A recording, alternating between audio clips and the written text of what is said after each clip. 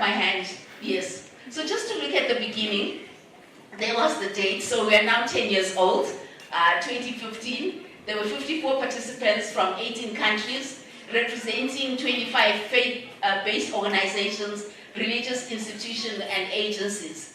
And the purpose was to explore how a global interreligious movement for gender justice can be threatened. So it wasn't really like, let's start something new. It's saying a lot of things are happening. How do we strengthen those efforts? So they met in the same way as we are meeting now. So that's always want to hammer that idea. And so they met in London, but we are meeting right here in Limuru. So we can make history anyway. So let's move on.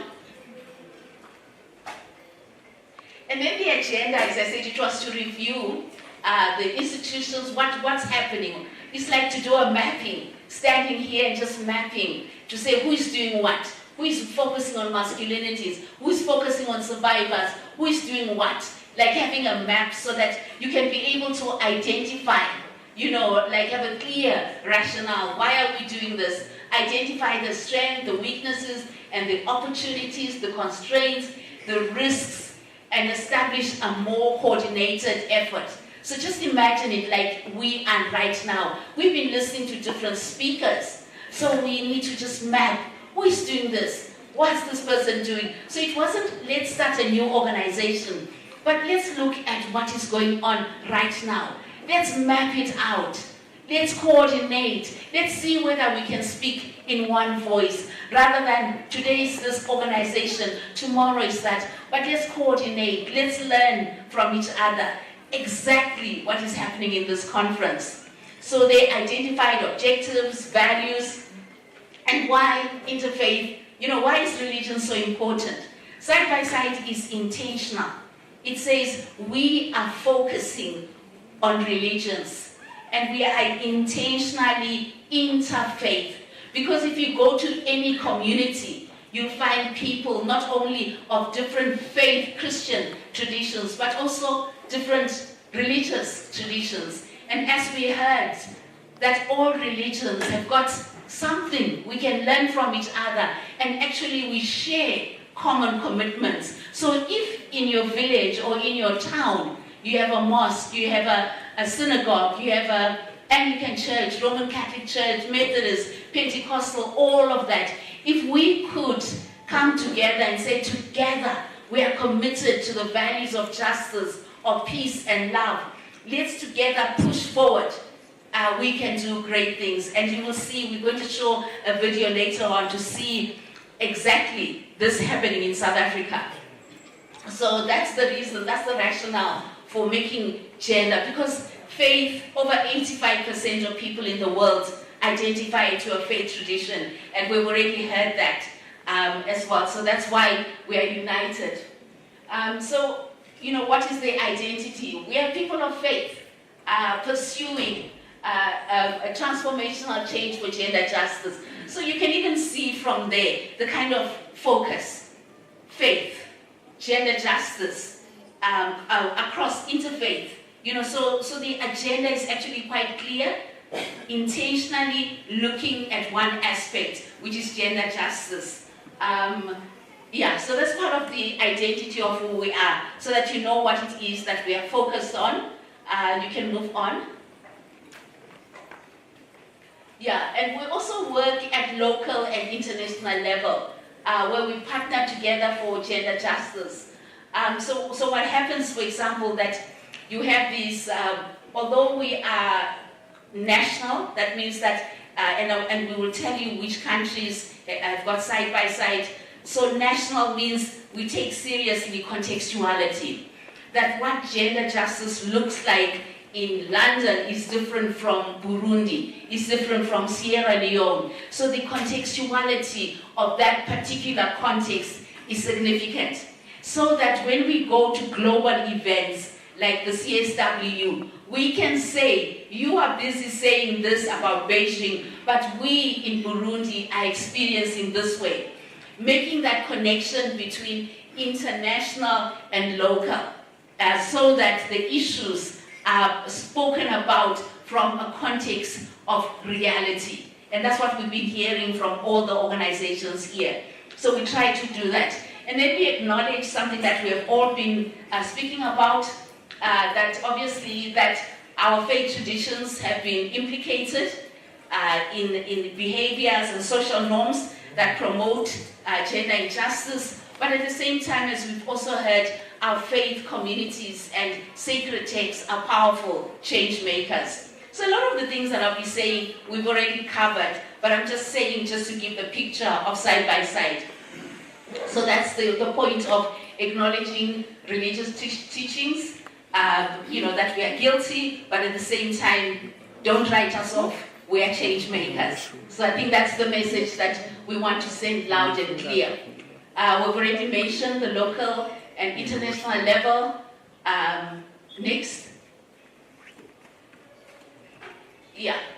So some of the kind of dreams that are there that you'll see also in the pamphlet is that we recognize that we need to deal with power relations. We need to make sure, deal with GBV so that it's no longer tolerated. And I think we share those, and we've seen those themes emerging throughout our conference. Yeah, so I'll quickly go through this because we're familiar with this. It's been emerging through our conference, but I just wanted to bring the picture of side by side so that we can, promote this idea of working together and not working in isolation, and how stronger we are when we are bound. The African proverb says that if you want to cross a river with crocodiles, cross as a group. So that wisdom of power in unity is really what side by side is wanting to tap into. Let's move on. And then the vision and goals are similar to what you have been saying: social, political, economic development that overcomes, that results in gender equitable, aligning with SDGs, dealing with power relationships. Yeah, let's keep moving. I think a lot of that is very much familiar to all of us here. Let's keep moving. And then, I think it's the power relations. I think that's a repetition of the slide. Let's keep moving. And then we understand intersectionality, and I think Professor Mombo explained that. And I think we're all clear that, let's say, for example, you have here a middle-class African woman, she has different kinds of gender challenges than a poor, rural woman with disabilities. So when we're looking at disability, that's a level of oppression. When we're looking at poverty, that's another level of oppression. When we're looking at rural, another level of oppression. When we look at the ethnicity. So in one person, we have what is called intersecting oppressions that are already in society and can be found in one person. That's why there's diversity. You can't say, I'm talking about African women, as if all of us are the same. Intersectionality says go deep. Don't forget women with disabilities. Don't forget the women who are deaf. In fact, what we are seeing in theology is that the theology that is emerging from groups that are excluded is much richer than our own. Take, for example, disability theology. A friend of mine who is a disability theologian said that one day she's never been able to walk, and she said, and didn't know how to deal with that. She was in a wheelchair since forever. And then she had an experience where God told her she's perfect. So when she was telling us in a wheelchair that she's perfect, we looked at each other because we are so able-bodied saints, and we think that an able-bodied is the right body. And yet, most of us are not even satisfied with the so-called able-bodied. So they speak to us about a complete acceptance of who you are. If they can accept themselves in that body, so can we. So we are enriched, so that these exclusions, we need to open up to enrich us. And so that is where intersectionality plays a role, where we would say there's no way we can have a conference without deaf people, without women who are disabled, because we are intersectionalities there. Let's move on. Our aims are to shift values, exactly what we've been talking about, shift values, beliefs, ensure a community-level faith response. So we are not just individualizing I'm not saying it's okay for me to occupy this position. I need to say it needs to be a community. Our rights are actually community. We are uplifted in order to uplift the community. And so our whole thrust is community level based. Let's move on. Yes, we also spoke about legal systems as well, the need for legal literacy. And we need to also, we've spoken about explicit aim in religious institutions, government, policies, and innovative alternative models for confronting and dismantling ideological patriarchy, okay? And I think for me, innovative. We need to be creative. People have heard so much our message. They know what GBE, BV is, they know a lot of things. And yet we see that escalating. And I think it's when we are together that we can begin to create something different. We can use social media. We can, our God is so creative. When God thinks of fruit, didn't just think orange. God thought purple, God thought guava, God thought this. So if we are made in the image of such an extraordinary, creative God, it means that in our responses of justice, we need to do something creative, something appealing to people. Sometimes the language is so complex that the person needs like a PhD to understand their own suffering.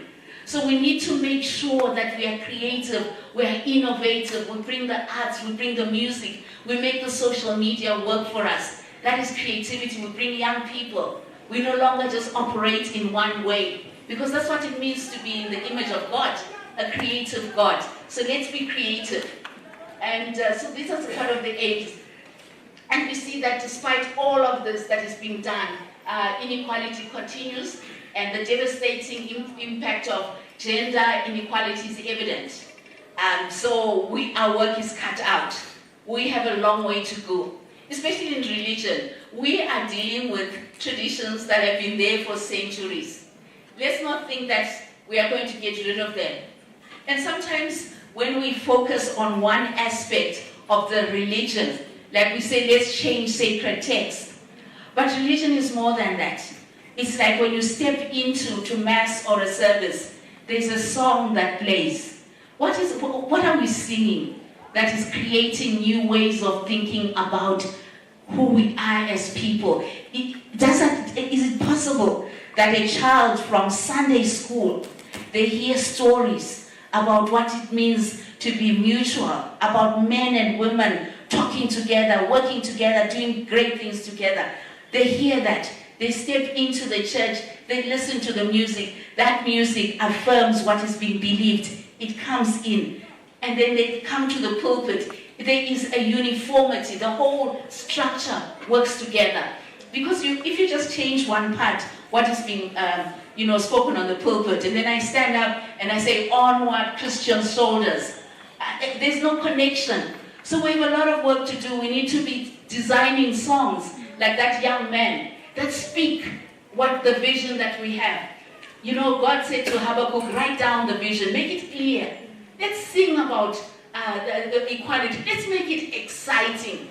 Like sometimes we can make justice so harsh and so boring that it's such a strain even to talk about it. We need to come to a point that people, when they hear about justice, men and women working together, they jump for joy. There's the music that celebrates that. There is the thinking that celebrates that. So that what we are doing is so ingrained in everything. So that 5-year-old child, from the time they leave home, they come to Sunday school, they hear the message, they sing, they already know, wow, I am a woman made in the image of God. My brother is made in the image of God. My mother, my neighbor, this tribe is, our differences are there to celebrate. They've heard it. They've seen it.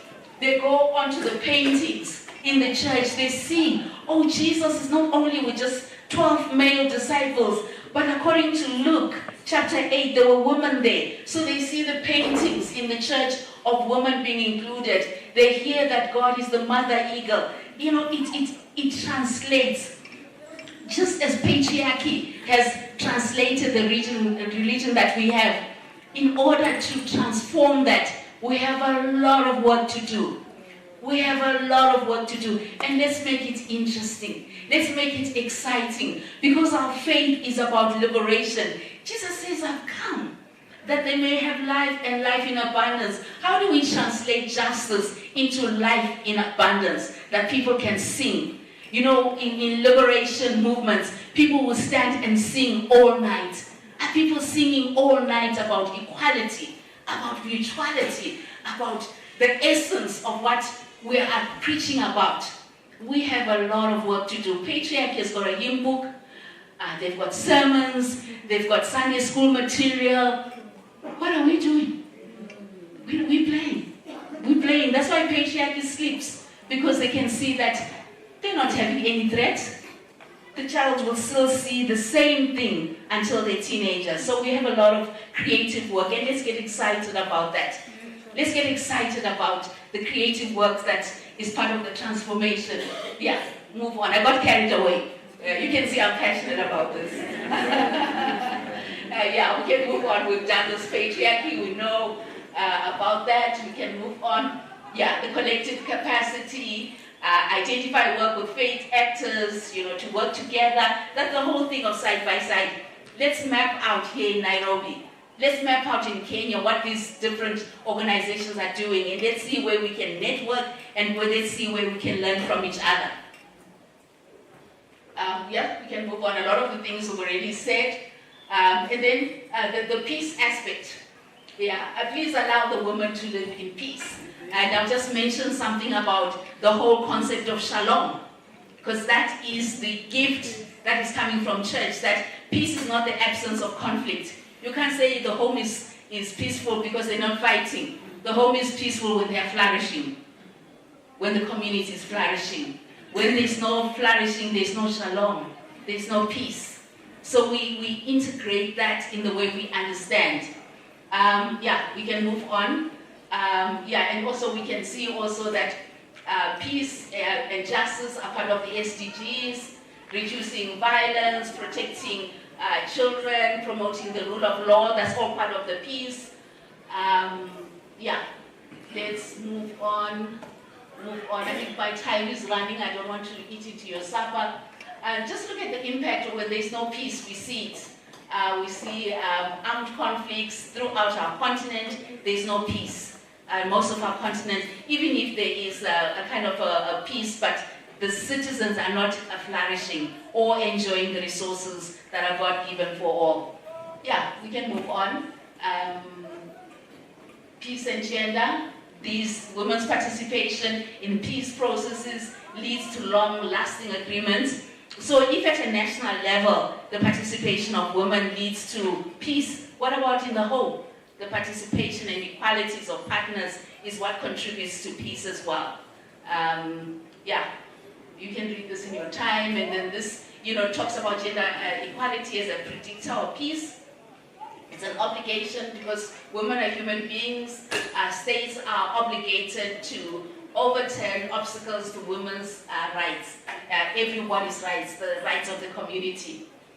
Creating a world of gender equality and gender justice means building collective power rather than dominating power. It's working together as a community. This whole idea that we work as a community, that it's not okay for anybody to exclude it.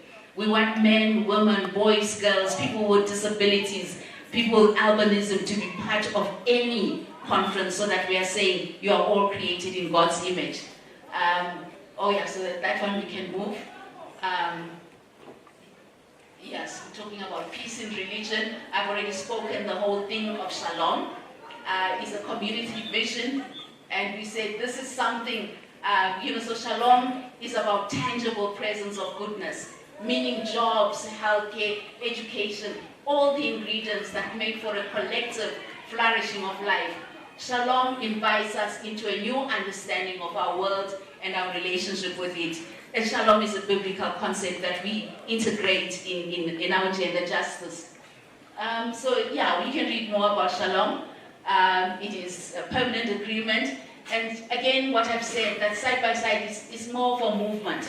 It started off in a situation like this where it says, We are all doing the same thing. Why don't we cooperate? Why don't we work? Why don't we map each other? Why don't we somehow find a way without giving up our independence? So being a member of Side by Side doesn't mean that suddenly I come there and tell you what to do. No. You actually come and you share your resources, what you have learned, and enrich the common good.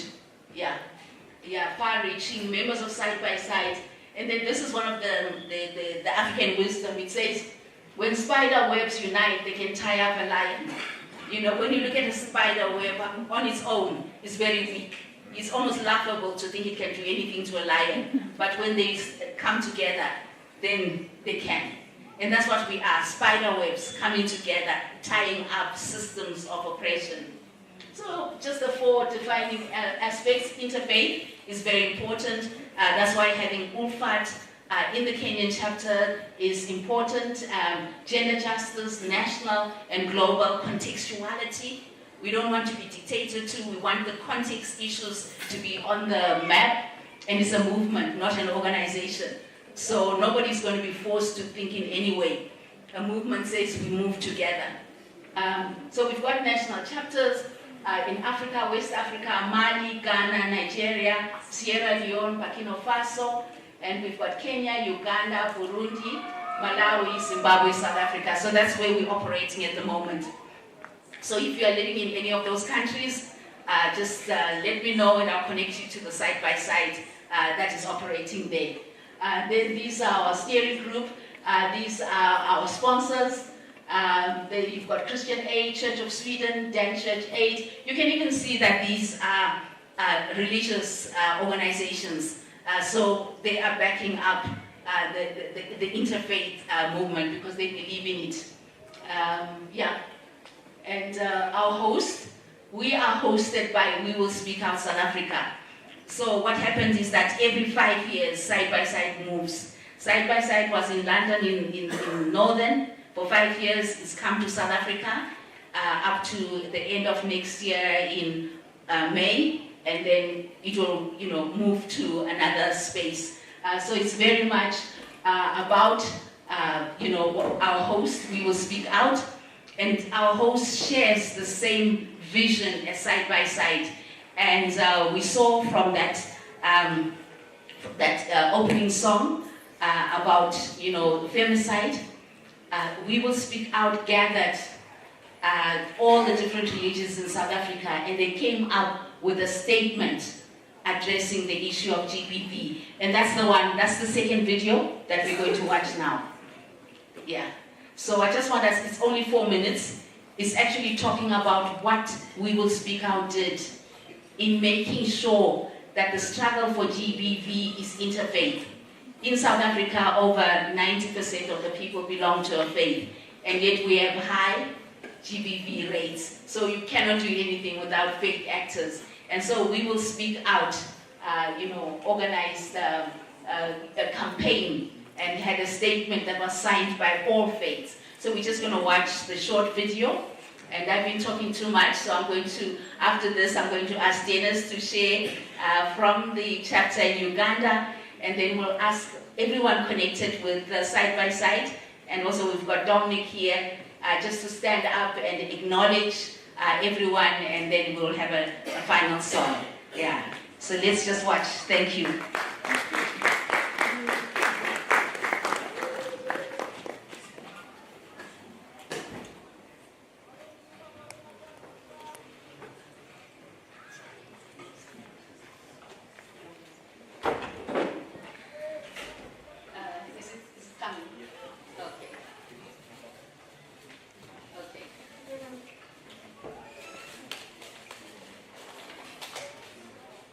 Yeah, I think you just get a feel of the need for a movement.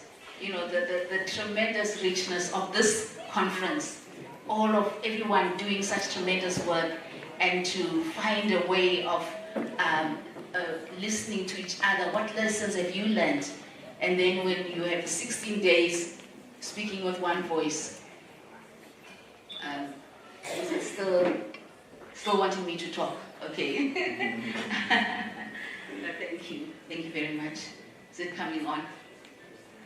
Yeah, just to give you the background why it's coming on, is that here you have Muslims, Hindus, all the different faiths coming together. South Africa is ranked amongst the countries with the highest incidences of gender-based violence and has 5 times the global average for femicide. In this diverse and vibrant country, more than 85% of South Africans identify as people of faith. The influence of religion extends deeply into their lives, shaping values, beliefs, and attitudes. It is this profound influence that holds the potential to transform social norms and address the scourge of gender-based violence. When we look back to the history of South Africa, and particularly apartheid comes to everybody's mind, and now in a democratic state, we wonder, how did apartheid disappear?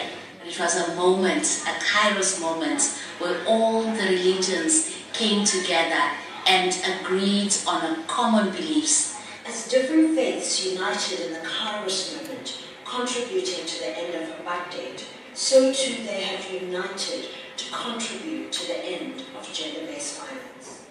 The faith community is the first place you go to when you are abused. Your spirit is at stake. That is why we need faith spaces. Together, the Faith Action Collective and the We Will Speak Out South African Coalition aim to grow an effective faith movement, comprising faith-based organizations and individuals working together and in our own spaces to create a South Africa free from gender injustice and gender-based violence.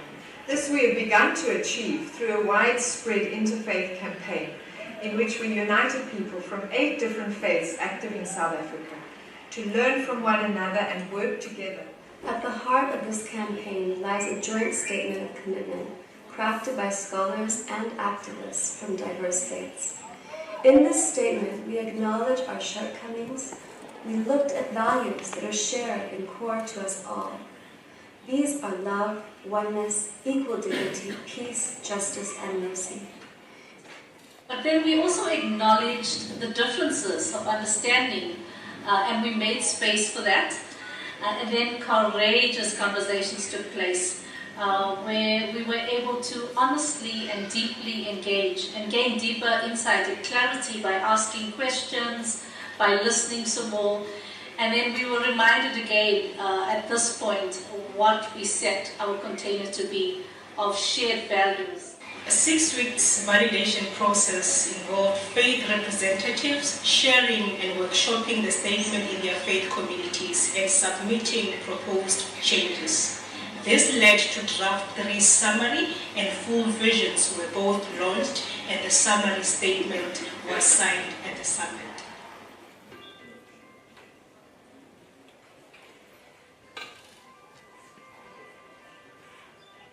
We created a beautiful space for the signing ceremony.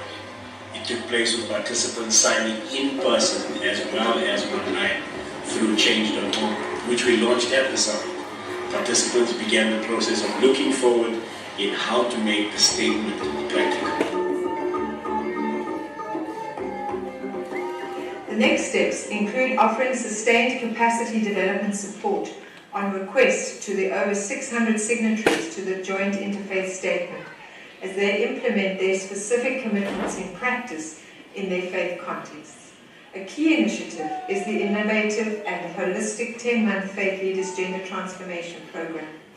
Other initiatives include offering elective workshops to develop practical gender-based violence work skills and an online community of practice offering a resource collection and engagement opportunities for alumni and other engaged faith leaders. As the GIZ Inclusive Violence and Crime Prevention Program, it has been our absolute pleasure and honor to walk this journey with We Will Speak Out and the Faith Action Collective to end gender-based violence, because we realize the importance of the faith sector. We have understood the extraordinary work that they have done to get this far, and we look forward to seeing their further contribution in the fight and the journey to address gender-based violence in South Africa. Yes, so this is really what is happening, and it's an example of what is possible when we come together as faith leaders, cross-faith, and addressing a specific issue. And now I'm going to ask Dennis. He's just going to do a 5-minute presentation. South Africa is ranked amongst...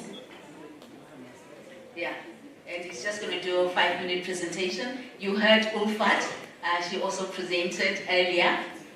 So we're just going to give him an opportunity.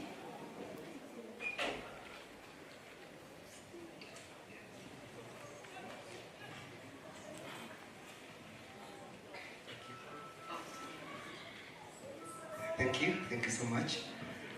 Yeah, as we wait for my PowerPoint presentation, my name is Dennis Ogwang, and by the grace of God, I work with the Anglican Church of Uganda as the Program Officer for Gender and Social Justice. Yeah, so I'm going to talk about what we are doing as Side by Side Uganda movement, and Side by Side is a member, all the organizations that subscribe to ACT Alliance belong to Side by Side, because it is a faith-based kind of movement that brings us together. Next slide. Most of my presentation is on pictures. Next slide, sir. Yes, so if you look at that picture, as Side by Side Uganda, we're talking about gender justice as a program, and we have a project called Interfaith Action for Gender Justice and Women Economic Empowerment Project that bring different faith leaders, irrespective of your religion, irrespective of who you are, to champion the activities of promoting gender justice. And these are some of the activities that we have. We have gender-based violence prevention and response, and what we're using is what we call the SASA Faith methodology. I am happy one of the presenters did talk about SASA Faith in one of their research, and this is basically what we are doing. Bring the faith leaders together, train them on championing the change that we want, because all of us listen to what the faith leaders say. And also we have economic empowerment, advocacy, and also response to emergencies. So if you look at these photos, just go back a little. If you look at the previous slide, sir. Yes, if you look at these photos, the first one there is the 16 days of activism against gender-based violence.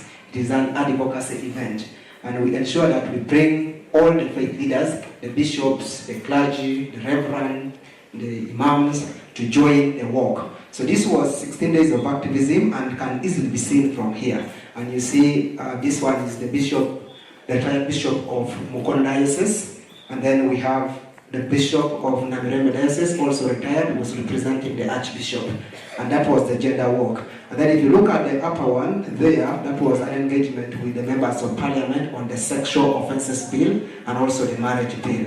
And we all know that in Uganda we have very good policies, but they are not operating. And the issues of the sexual offences is very alarming. So we had a number of engagement, and there we had the faith leaders interacting with the members of parliament so that we strengthen the advocacy effort at the national level. You come back here, this is during Women's Day celebration, and this was at the gender walk led by Archbishop himself. He has always been at the forefront. And we're saying once you have the Archbishop at the forefront, then all the bishops can easily listen to. If you don't have them at the forefront, then the rest can shy away, because they are obliged by the canon laws that you listen to what is being told to you by your superior. So it is very key that we bring those faith leaders, especially the bishop, the archbishop, the head of different religious institutions, to champion the call for gender justice. Next slide. This is the economic empowerment. If you look at the first photos up, we formed what we call the VSLA group, Village Savings and Loans Association. It's a methodology that we're using, bring all the women together, train them on financial literacy, let them start saving, support them with the seed capital, and that seed capital is meant for the project, for the women. So as you continue with the saving activities, you have the project that you're doing as a group. And so far we have a total of 67 VSLA groups that was formed, and we supported them with a total of 67 million Ugandan shillings. And that's why you see these are the sheep. Most of them are ventured into sheep rearing. So if you want matrimony, please can reach out to us. We have enough.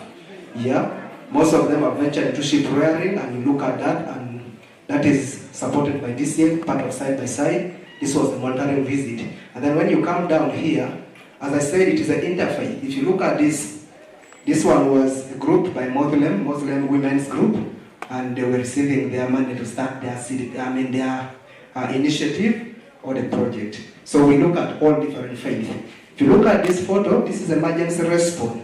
We don't only focus on development. We are responding to the crisis in Nachiva, the refugee camp. You know what happened in DRC Congo, and most of the refugees came in. But also, we are trying our best to train the faith leaders to do the response, and especially in gender-based violence, which is so alarming. So if you look at this photo, these are faith leaders that were trained as the peace champions. This side we have the belt champions that were trained, but also we have what we call the community activists that we train to champion the gender work within the society. And this is very important for sustainability purposes. That even tomorrow when we are not there, when side by side is not there, this structure will be there because it is community based. Next slide. I'm about to finish. Yes. Second thing that we do is climate change and environmental management. And we're saying you can't talk about gender justice and you forget about issues of climate. For members who were in the session yesterday for Evans, I think you learned a lot. And so, still the Archbishop has been very key. We talked about humble servants. Being a humble servant. If you look at this photo here, these are the program we do in climate change management, advocacy, capacity building of faith leaders, awareness and sensitization.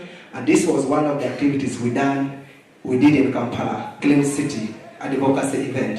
And Archbishop took lead. You can see he's taking lead in collecting garbages. You all know, if you're in Kampala, you know of the Kitosi saga that happened.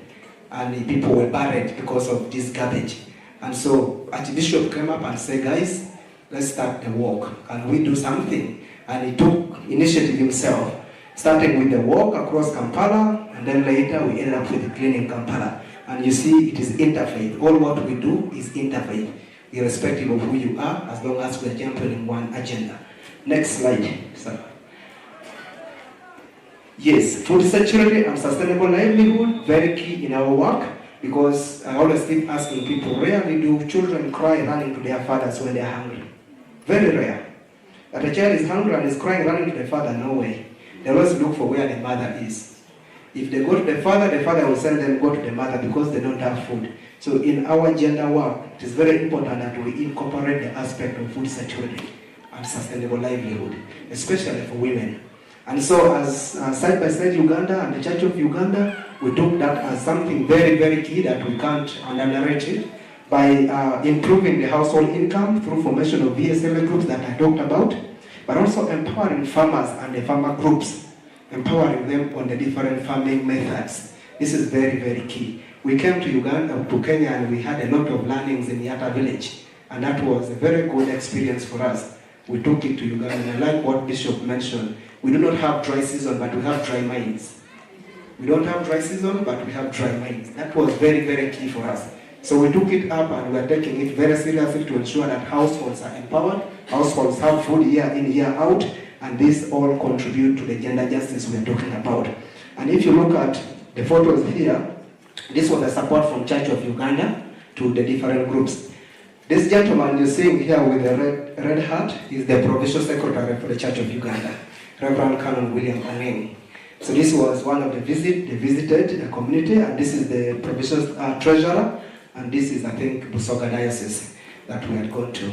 And if you look at, that is what we have given to our women groups, the HEIFAs, and these HEIFAs are owned by women in their groups. You do the savings, but you have the HEIFAs as part of your project. You don't sell it. It is something that brings them together. So in every saving you go in, you discuss about issues of family. But also we are paired. We are paired the young married and those ones who have been married for long. Because marriage is a school where you don't graduate.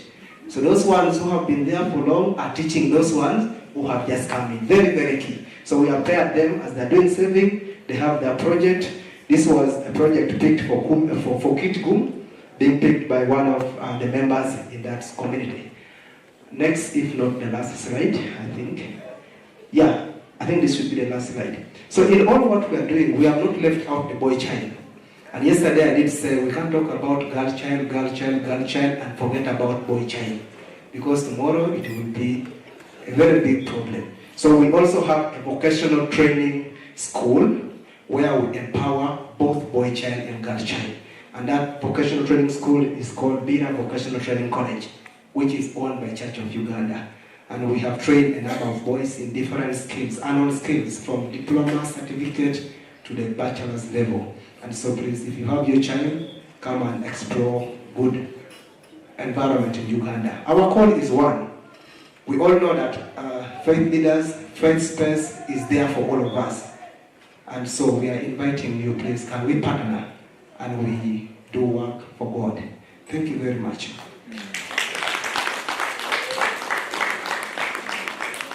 Thank you so much.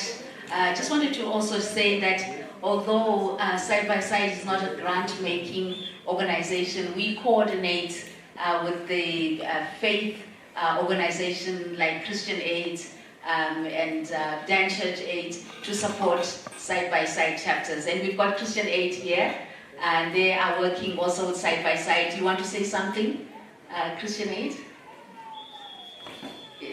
Yes, come and just greet us. And then we can have all the side-by-side members just coming to here in front so that we just give a loud applaud before we leave.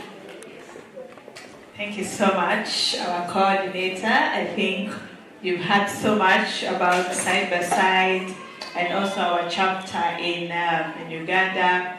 Where is Reverend Misolo? He left? Our Kenya chapter. Where are our colleagues from Side by Side? Crown. Please come forward.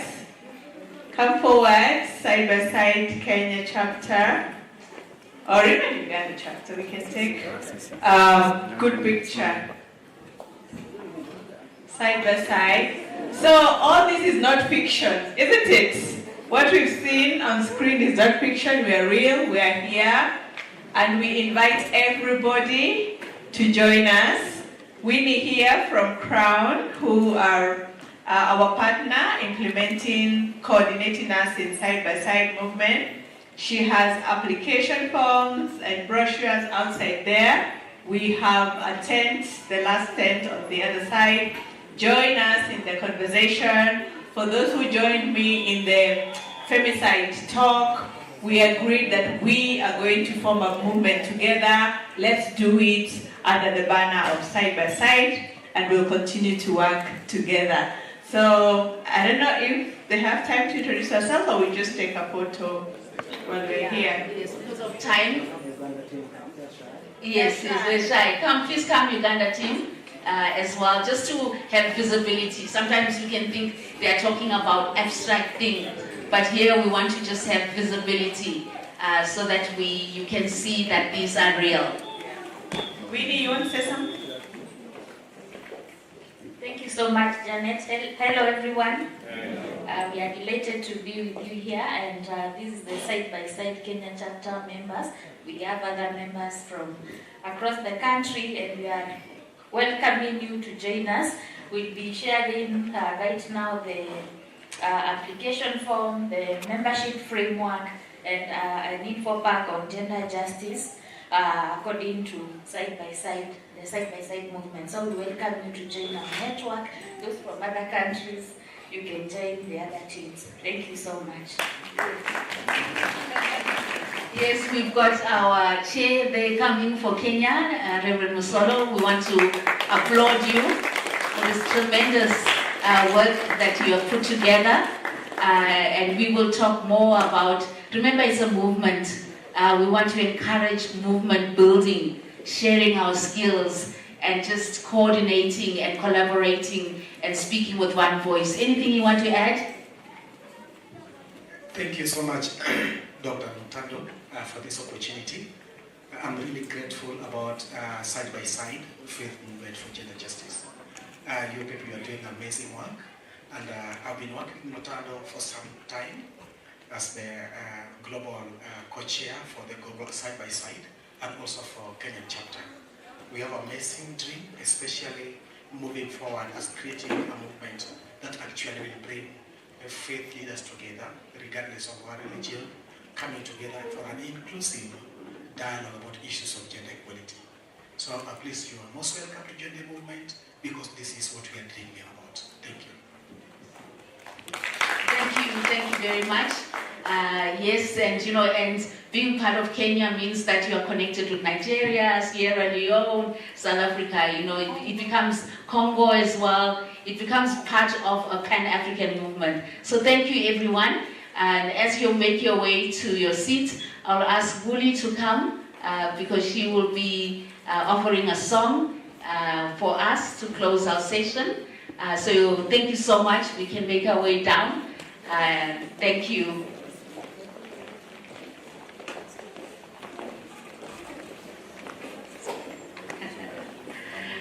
This is my daughter. I have so many daughters. Although I don't have biological children, I have lots of daughters. And we met, during COVID. We actually did a book on the experiences of women in the context of COVID. And she contributed a song. And so I've asked her to sing that song for us. And she can give her own introduction. So she reflects our dreams and what we want to do in terms of speaking. Over to you, daughter. Thank you, Mother. Good evening, everyone. I won't take up your time. My name, as Umama said, I am Dean Buri from the Cathedral in Polokwane. And it's a song that just reflects, what is going on in our country. And as I've listened here, it's not something that's happening in South Africa. It is a global thing. And it just saddens my heart. And when I was asked to reflect, I reflected on what is it that I needed to say. And one of the things that we do in South Africa, whether we're happy or we're sad, we sing a song. How we got out of the struggle, it was through songs. Those songs got us through. So it is called I'll Still Speak. And yeah. I won't be silenced. I won't be cancelled. I won't be defeated. I won't be afraid. I won't be silenced. I won't be cancelled. I won't be defeated. I won't be afraid. You can chain me, put my light and hang me on a tree. Try to bury me, but I'll still speak. You can chain me, put my light and hang me on a tree. Try to bury me, but I'll still speak. So I won't be silenced. I won't be cancelled. I won't be defeated. No, I won't be afraid. I won't be afraid. I won't be afraid. I won't be afraid. I won't be afraid. I won't be afraid. I won't be afraid. So you can chain me, put my light and hang me on a tree. Try to bury me, but I'll still speak. Thank you.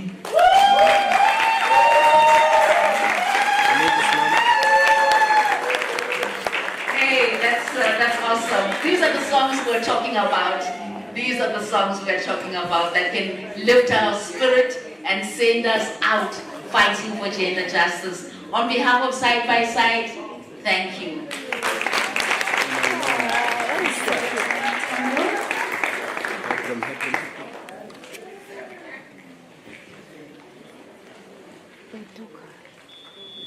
All right, how was that? Beautiful, wasn't it? Yeah, and thank you so much for being patient. Today we ended a little bit late, but we are grateful that your patience was enough.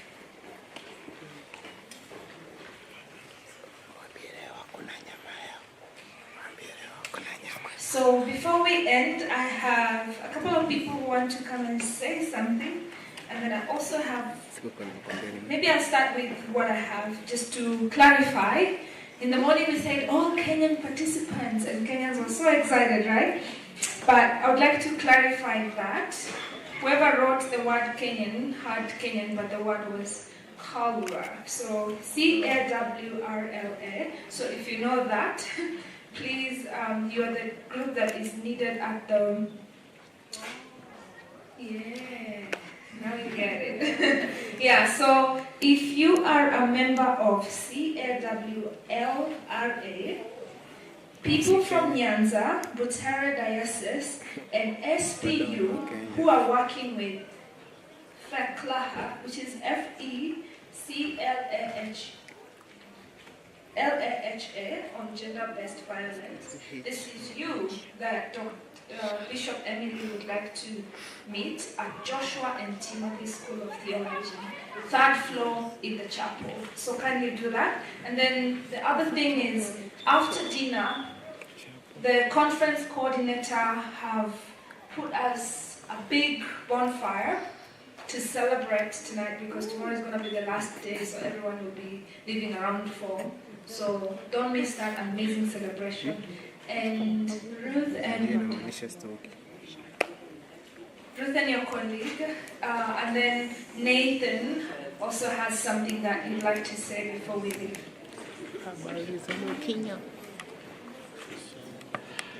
Greetings to all of you. I am Joshua Barron. I'm often known as Ruth's husband. We have 6 children. I do as much cooking as my wife does, but she will not let me fold the laundry because I don't do it well. There's a couple of journals for those of you who are readers and writers that you should be aware of. Most of you are probably aware of at least one of them. CBE International, Christians for Biblical Equality, has an academic journal, Priscilla Papers, which you can find online for free at their website, cbeinternational.org. I'm on the peer review board of that. It's an excellent resource. I highly recommend it to all of you who know how to read. To any of you who are writers, who write for publication, consider submitting articles to Priscilla Papers. Its scope is devoted to promoting egalitarianism in ecclesial context. In addition, I would like to make you aware of the Journal of the Association of Christian Education in Africa, ACTEA, known as African Christian Theology. It is broader in scope than Priscilla Papers, but it has an egalitarian commitment, as does ACTE. AfricanChristianTheology.org. It's open access, it's free. If you are a writer, there are no publication fees. So please be aware of both of those resources. Thank you. And I just wanted to let people know I've started a Facebook group to support academic work around abuse, especially abuse in the church, around gender-based violence and other things, hoping we can basically flood academia with papers, raising awareness about this issue. The group is called Empowerment, Theology, and Action. So you're welcome to join. If you have questions about either of those, feel free to come and find us during the health breaks tomorrow. We will be available. Thank you so much. Nathan. Thank you. Just to follow up from what I shared earlier on today, thank you so much for the guys that came up to me. What we're going to do, we're going to meet after the departure time, which is about 3:30 in here. So if you are keen to have these conversations about how we can partner and work together and what dream some dreams, please stay at 3:30 in here. And again, that's not a men-only space, so for the women that want to hold us accountable to hear what we're talking about, feel free to come along as well. Alright, thank you so much. Last announcement, if you have airport transfers tomorrow, kindly see Nancy. Nancy is here. Kindly make sure you see her so that she can arrange for your airport transfers. We don't want you to miss your flights for no reason. Okay, to clarify, the bonfire is going to be behind us. So where we were having a photo yesterday. That's where we're going to have the bonfire. Now, before we leave, I'd like to appreciate Dr. Nintendo. And with that, Brenda, please.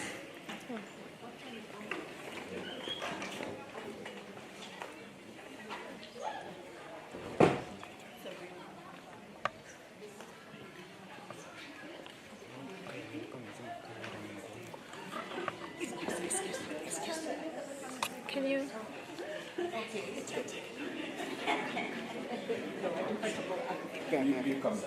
Yes. Thank you so much. Can I pray us before we go? All right. Let's pray. Creator, we want to thank you for this day. Again, we are humbled for taking care of us and just watching over us and giving us a good time. We pray that, Lord, you fill our hearts with joy and peace, even as we go in the evening and connect with each other and celebrate.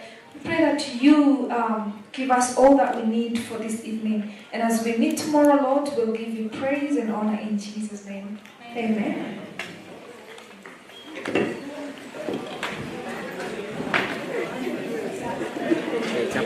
Okay,